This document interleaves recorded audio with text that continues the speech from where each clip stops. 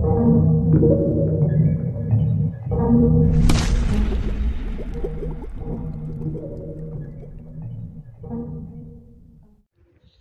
అండి, ఈరోజు మనం ఎన్నో ఆరోగ్య ప్రయోజనాలున్న కరివేపాకుతో టేస్టీ కరివేపాకు రైస్ని ఇంట్లోనే సింపుల్గా ఎలా చేసుకోవాలో ఈ వీడియోలో చూద్దాం.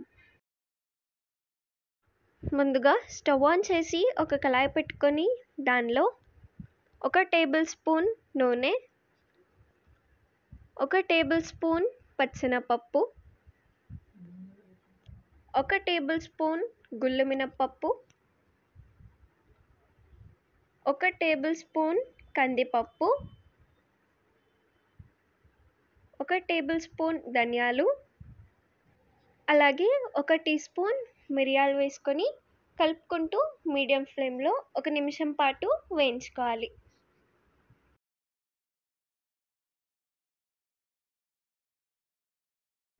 ఇప్పుడు దీనిలో 1 టీ స్పూన్ జీలకర్ర,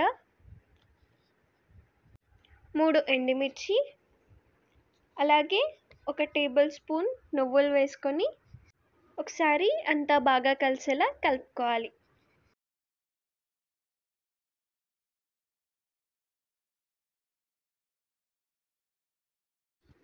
అలాగే దీనిలో కొద్దిగా చింతపండు, 1/2 కప్ కరివేపాకు వేసుకొని పప్పులు బాగా వేగేంత వరకు మీడియం ఫ్లేమ్లో కలుపుకుంటూ వేయించుకోవాలి.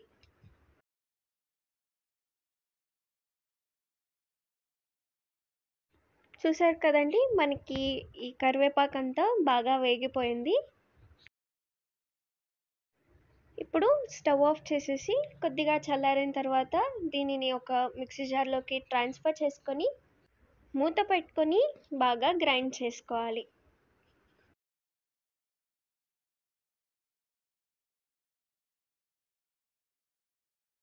వీడియోలో చూపిస్తున్న విధంగా బాగా మిక్సీ పట్టుకొని పక్కన పెట్టుకోవాలి. ఇప్పుడు స్టవ్ ఆన్ చేసి అదే కళాయిలో 2 టేబుల్ స్పూన్స్ నూనె, 1 టీ స్పూన్ పచ్చెనపప్పు, 1 టీ స్పూన్ గుళ్ళు మినప్పప్పు, 1/2 టీ స్పూన్ ఆవాలు, 1 టేబుల్ స్పూన్ వేరుశనగ గుళ్ళు, 1 తుంచి పెట్టుకున్న ఎండుమిర్చి వేసి మీడియం ఫ్లేమ్లో ఒకసారి అంతా బాగా కలుపుకోవాలి. ఇప్పుడు దీనిలో 1 తుంచి పెట్టుకున్న పచ్చిమిర్చి, అలాగే 3 దంచి పెట్టుకున్న వెల్లుల్లి రెబ్బలు వేసి కలుపుకుంటూ దోరగా వేయించుకోవాలి. ఇప్పుడు దీనిలో 1 టేబుల్ స్పూన్ జీడిపప్పు, కొద్దిగా కరివేపాకు వేసి మొత్తం అంతా బాగా వేయించుకొని ఇప్పుడు దీనిలో మనం ముందుగా మిక్సీ పట్టి పెట్టుకున్న కరివేపాకు మిశ్రమాన్ని కూడా వేసుకొని మొత్తం అంతా బాగా కలిసేలా కలుపుకోవాలి. మనకు ఎంత కావాలో అంత కరివేపాకు మిశ్రమాన్ని వేసుకొని మిగిలింది ఫ్రిడ్జ్లో పెట్టుకొని స్టోర్ చేసుకుంటే మనకి ఎప్పుడు కావాలంటే అప్పుడు తీసి వాడుకోవచ్చు. ఇప్పుడు దీనిలో వండి చల్లార్చి పెట్టుకున్న అన్నం వేసుకొని మొత్తం అంతా బాగా కలిసేలా కలుపుకోవాలి.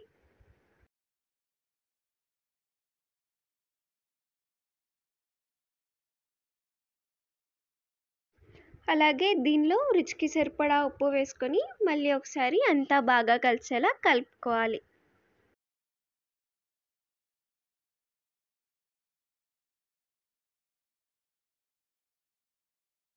మొత్తం అంతా బాగా కలిసేలా కలుపుకొని స్టవ్ ఆఫ్ చేసి ఒక ప్లేట్లోకి ట్రాన్స్ఫర్ చేసుకొని సర్వ్ చేసుకుంటే అంతేనండి, మన సింపుల్ మరియు టేస్టీ కరివేపాకు రైస్ రెడీ అయిపోయినట్టే.